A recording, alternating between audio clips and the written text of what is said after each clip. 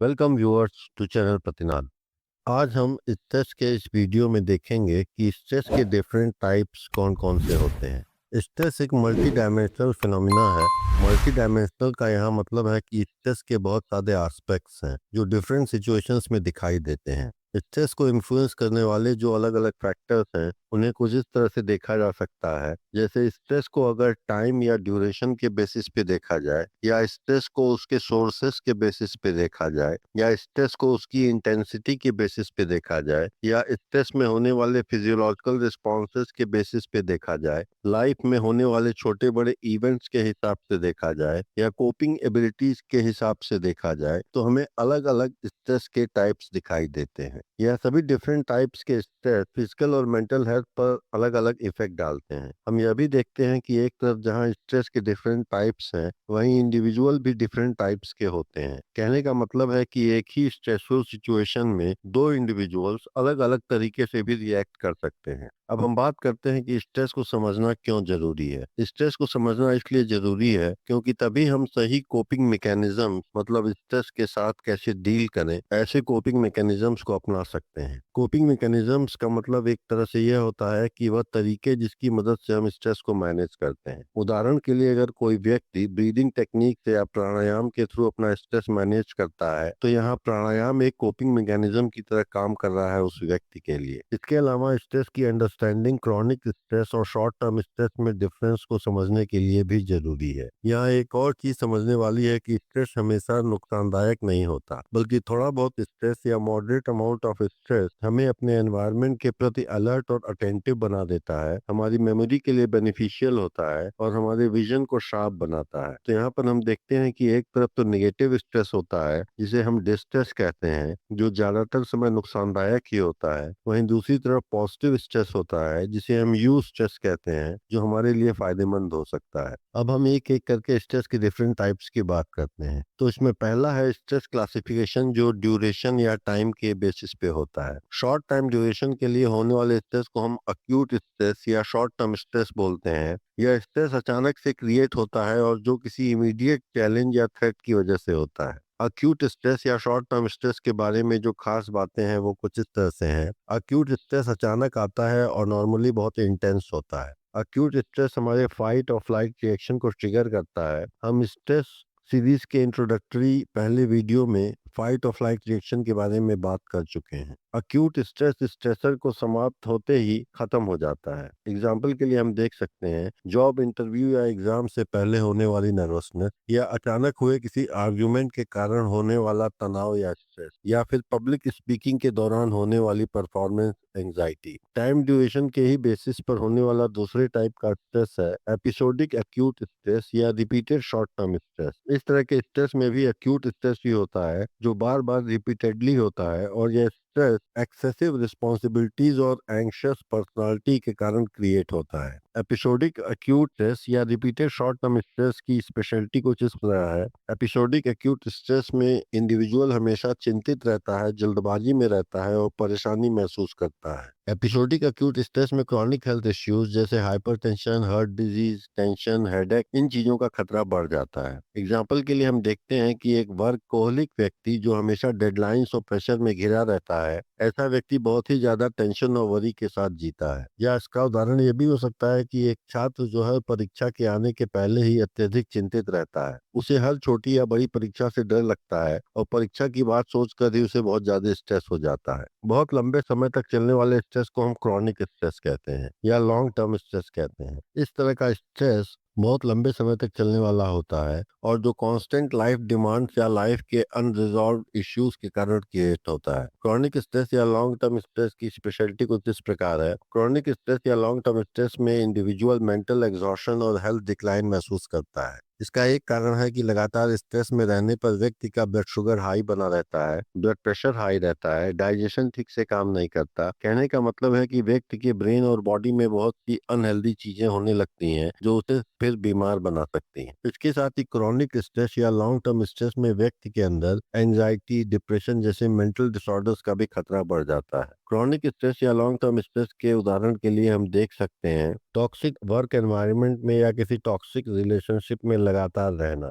Financial struggles जो बहुत लंबे समय तक बनी रहती हैं, उनसे बाहर निकलने का कोई रास्ता नहीं सोचता है, फैमिली डिस्प्यूट होने की स्थिति भी क्रॉनिक स्ट्रेस को क्रिएट करती है। अब दूसरा स्ट्रेस का क्लासिफिकेशन स्ट्रेस के सोर्स के बेसिस पे किया जा सकता है। इसमें पहला है फिजिकल स्ट्रेस। फिजिकल स्ट्रेस हमारी बॉडी पर सीधे इफेक्ट डालता है। फिजिकल स्ट्रेस की स्पेशलिटी कुछ इस तरह है। फिजिकल स्ट्रेस शरीर की फिजियोलॉजिकल प्रोसेसेस पर असर डालता है। Physical stress fatigue, sleep disorder और इम्यून सुप्रेशन का कारण बन सकता है। एग्जाम्पल के लिए हम देख सकते हैं कि जब हम जरूरत से ज्यादा फिजिकल एक्सरसाइज करते हैं या बहुत ज्यादा हार्ड वर्क करते हैं, तब हमें फिजिकल स्ट्रेस हो सकता है। फिजिकल स्ट्रेस हमें किसी बीमारी या इंजरी की वजह से भी हो सकता है। इसके अलावा नींद की कमी भी फिजिकल स्ट्रेस का कारण बन सकती है। दूसरा स्ट्रेस टाइप सोर्स के बेसिस पर है साइकोलॉजिकल स्ट्रेस। साइकोलॉजिकल स्ट्रेस हमें कॉग्निटिव और इमोशनल फैक्टर्स से होता है। यहाँ कॉग्निटिव फैक्टर्स से मतलब है कि जैसे अगर हमें किसी सिचुएशन में लगातार अटेंशन और फोकस बनाना पड़े तो यह हमारे लिए स्ट्रेसफुल हो सकता है। तो यहाँ पर अटेंशन और फोकस कॉग्निटिव फैक्टर्स हैं जो हमारे स्ट्रेस लेवल को इन्फ्लुएंस कर रहे हैं। वहीं दूसरी तरफ अगर हम किसी पर अत्यधिक गुस्सा करते हैं तो वो भी स्ट्रेस का कारण बनता है। तो इस सिचुएशन में गुस्सा या एंगर एक इमोशनल फैक्टर है और वो हमारे स्ट्रेस लेवल को इन्फ्लुएंस कर रहा है।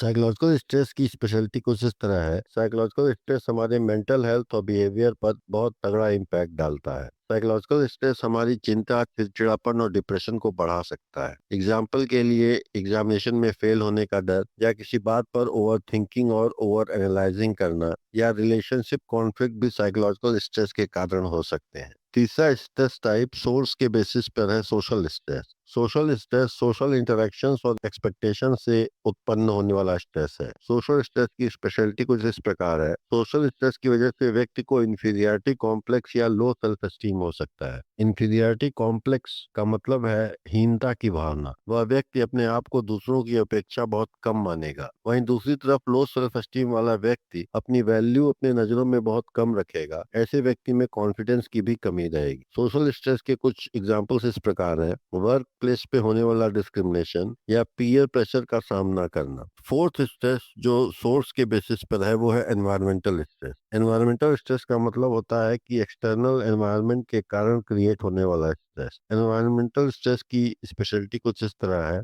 एनवायरमेंटल स्ट्रेस नेचुरल या मैन मेड सिचुएशन से क्रिएट होता है। नेचुरल सिचुएशंस का उदाहरण हो सकता है जैसे किसी व्यक्ति के सराउंडिंग एनवायरनमेंट में जानवरों की पॉपुलेशन का एकदम से बढ़ जाना और उसकी वजह से होने वाले डिस्टरबेंस जो स्ट्रेस क्रिएट करते हैं। वहीं दूसरी तरफ मैन मेड सिचुएशन का एग्जांपल हो सकता है कि किसी रेजिडेंशियल सोसाइटी के पास से रेलवे ट्रैक का होना जिसकी वजह से रात दिन एक तरह का नॉइस क्रिएट होता है जो स्ट्रेस का कारण बन सकता है। एनवायरमेंटल स्ट्रेस के एग्जांपल्स कुछ इस प्रकार हो सकते हैं जैसे एक्सट्रीम वेदर कंडीशंस जिसमें या तो बहुत ज्यादा गर्मी या बहुत सर्दी पड़ती हो। दूसरा नॉइस पॉल्यूशन। तीसरा एनवायरमेंटल स्ट्रेस का कारण है ओवर क्राउडिंग और urban life style. Fifth stress type source के बेसिस पर है ऑक्यूपेशनल स्ट्रेस। ऑक्यूपेशनल स्ट्रेस का मतलब है जॉब से रिलेटेड स्ट्रेस। ऑक्यूपेशनल स्ट्रेस की स्पेशलिटी कुछ इस प्रकार है। ऑक्यूपेशनल स्ट्रेस हमारे जॉब सेटिस्फेक्शन और प्रोडक्टिविटी पर इम्पैक्ट डालता है। एग्जाम्पल के लिए एक्सेसिव वर्कलोड का होना, डेडलाइंस का होना, जॉब इनसिक्योरिटी होना,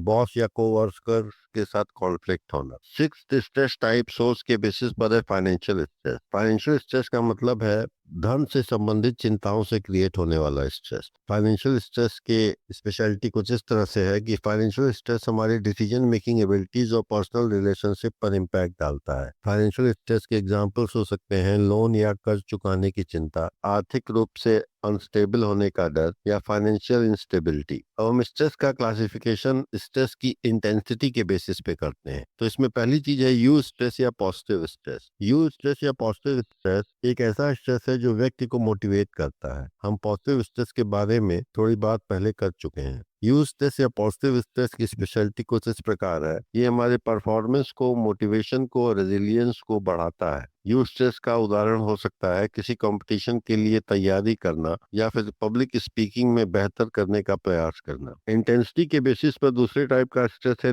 डिस्ट्रेस या निगेटिव स्ट्रेस। डिस्ट्रेस वो स्ट्रेस होता है जो व्यक्ति की शारीरिक और मानसिक सेहत पर निगेटिव इम्पैक्ट डालता है। डिस्ट्रेस की स्पेशलिटी कुछ इस प्रकार है। डिस्ट्रेस या नेगेटिव स्ट्रेस बर्नआउट, एंजाइटी और डिप्रेशन का कारण बन सकता है। डिस्ट्रेस के कुछ एग्जांपल्स हैं, किसी नियर या डियर वन की डेथ होना, या जॉब लॉस होना, या कोई बहुत सीरियस बीमारी होना। अब हम स्ट्रेस का क्लासिफिकेशन करते हैं स्ट्रेस के फिजियोलॉजिकल रिएक्शन के बेसिस पर। फिजियोलॉजिकल रिएक्शन के बेसिस पर जो स्ट्रेस टाइप है उन्हें हाइपो स्ट्रेस या अंडर स्टिमुलेशन कहते हैं। हाइपो स्ट्रेस जो होता है वो स्ट्रेस स्टिमुलेशन अराउजल की कमी के कारण होता है, जिसमें बोर्डम और डिमोटिवेशन होता है। इसका मतलब जब हमारे पास कोई काम नहीं होता है, हम एक तरह से गोल लेस या एमलेस होते हैं, तब हमारा मोटिवेशन लेवल बहुत कम होता है। इसका एग्जाम्पल हो सकता है किसी मोनोटोनस और रेपिटेटिव जॉब को लगातार करते रहना, किसी चैलेंजिंग एक्सपीरियंसेस की लाइफ में कमी होना। फिजियोलॉजिकल रिएक्शन के बेसिस पर जो दूसरा स्ट्रेस टाइप है उसे हाइपर स्ट्रेस या ओवर स्टिमुलेशन कहते हैं।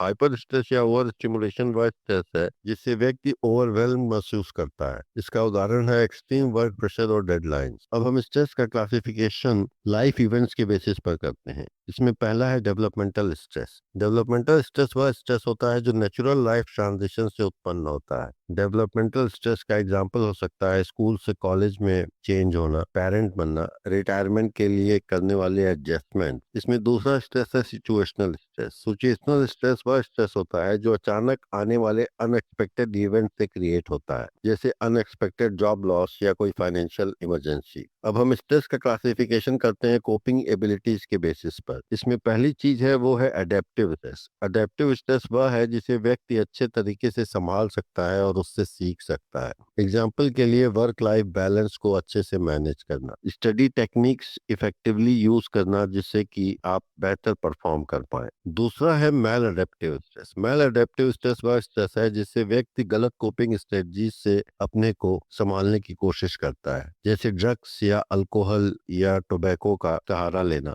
रिस्पॉन्सिबिलिटी से बचने की कोशिश करना। तो इस तरह से हमने स्ट्रेस के डिफरेंट टाइप्स, जो source, duration, intensity, physiological reaction और कोपिंग एबिलिटीज के बेसिस पर होते हैं, उनके बारे में बात की। पॉजिटिव स्ट्रेस जहां हमारे लिए फायदेमंद होता है, वहीं डिस्ट्रेस हमारे मेंटल और फिजिकल हेल्थ पर निगेटिव इम्पैक्ट डालता है। इफेक्टिव स्ट्रेस मैनेजमेंट टेक्निक्स को अपनाकर व्यक्ति तनाव को पॉजिटिवली कंट्रोल कर सकता है। तो इस तरह से हमने आज स्ट्रेस के डिफरेंट टाइप्स की बात की। Thank you viewers for watching channel प्रतिनाथ।